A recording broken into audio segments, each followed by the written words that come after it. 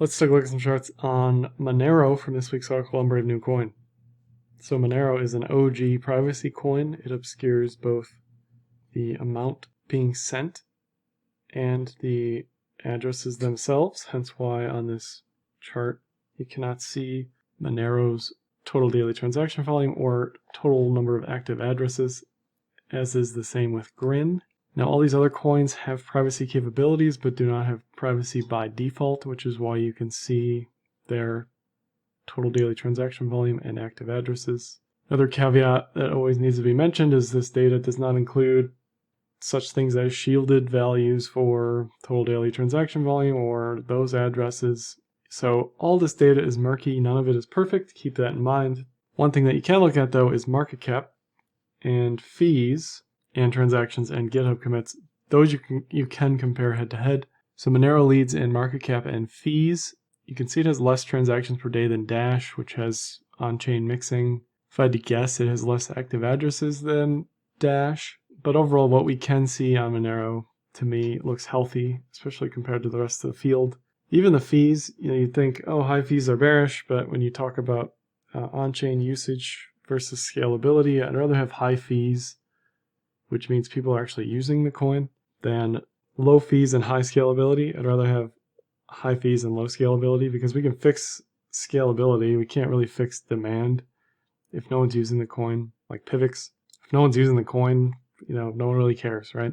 You don't want to die in the dark if you are a cryptocurrency. Monero is a proof of work coin, which means it has hash rate and difficulty. And since November 2019, they switched to a new consensus algorithm called RandomX. So although it looks like hash rate and difficulty is at all-time highs, you can't compare these head to head.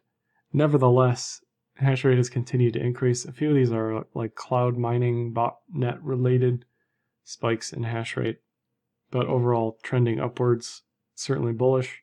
Over the past 5-6 months, I've mentioned the problematic distribution of hash rate in the pools that we can see.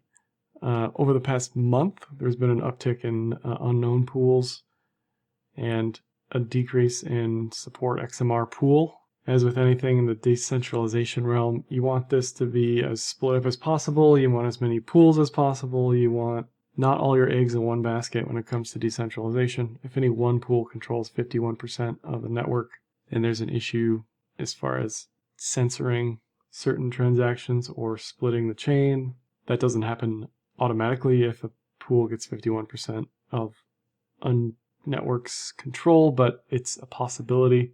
And I don't know enough about RandomX specifically to know whether or not that's even viable, but that's always something worth looking into on a consensus algorithm to consensus algorithm basis per coin. But nonetheless, unknown pools increasing pretty dramatically over the past month. If we compare Bitcoin to Monero's inflation rate and current supply, it's got a little less. Monero has a little less total supply than BTC, and it's about the same inflation at around 1.8%. Instead of stepwise disinflationary behavior, it's got a continued curve that's going to eventually stop decreasing once Monero reaches 18.4 million total tokens, which is coming up pretty soon, and it will have a permanent block reward subsidy. If we look at transactions and mean difficulty, Monero has a lot of botnet activity, malware activity. I mentioned that at length in the article. I'm sure there's more that I missed over the past few months, but all of that plays a role in on-chain stuff. Obviously, if you've got botnets or malware mining in the background. And basically what I'm thinking here is with the increases in mining difficulty, you tend to see a spike in transactions per day. So that's not necessarily speculation related. That's more or less malware or botnet activity related. Since the switch up in RandomX, transactions per day have reached several multiples of all-time highs here. This could be related to CPUs being more advantageous to mine the coin. So changing a consensus algorithm is going to change everything else going forward as far as on-chain activity. Thus far, on-chain activity overall just is increasing. I mean, that's bullish, definitely, but under the surface, I think a lot of this is more or less mining related and not necessarily like speculation related. I don't know. hard, difficult, impossible to tease these apart, but it's always worth keeping in mind. Transactions went up and down here, I think because of a memory exhaustion attack on the network. Maybe I'm wrong here, but it looks like somebody was trying to attack the nodes to shut the nodes offline on purpose for potentially nefarious reasons, but that's just speculation. Looking at mean transaction fees, Monero has kind of always had higher mean transaction fees than all the other privacy coins, which makes sense. If it's default privacy and people are using it, it should be a little bit more expensive than everything else. Ideally, you want to see fees lower than competitors, but if competitors aren't doing what you're able to do, then it's kind of irrelevant.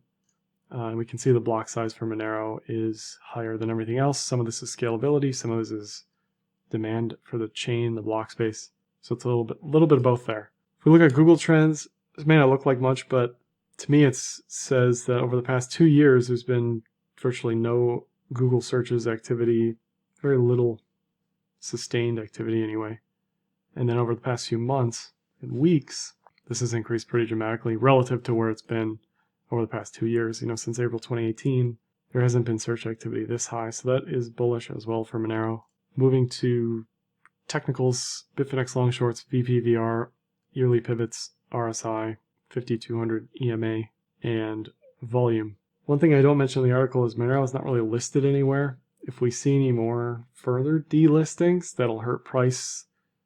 Usually it's delisted for regulatory reasons because it's extremely effective at its job, being completely private. On the flip side of that, if we start seeing wrapped Monero on Ethereum, it destroys the privacy capabilities but allows you to actually trade it.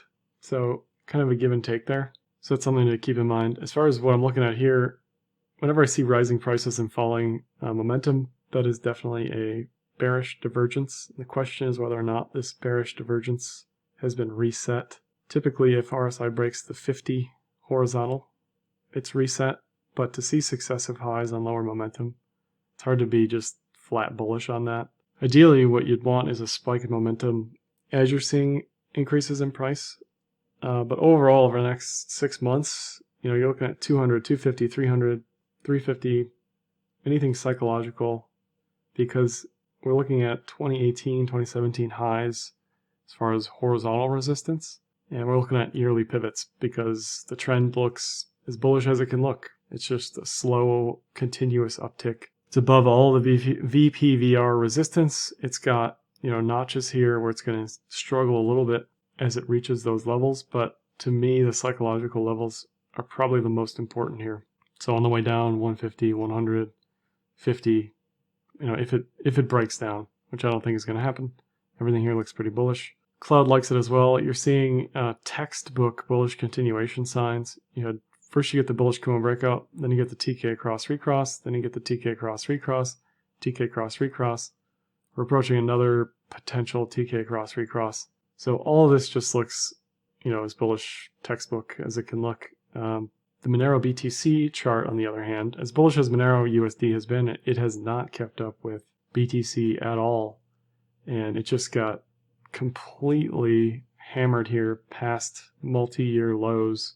It started to look pretty good. It had the 5200 cross. It was above the cloud. And then it just couldn't keep up with Bitcoin. And there really wasn't any support to watch for. You'd have to look to 2015, 2016 for basically these highs acting as support. Huge volume void here. So it makes sense that it declined to where it did. It sort of held on the yearly pivot, held on this volume notch, or created a volume notch at that point. But if it goes lower, you're definitely looking at 002, wherever this volume node is. And mean reversion territory, you're looking at 007, 5 to 008. So big range here for possibilities on the BTC pair.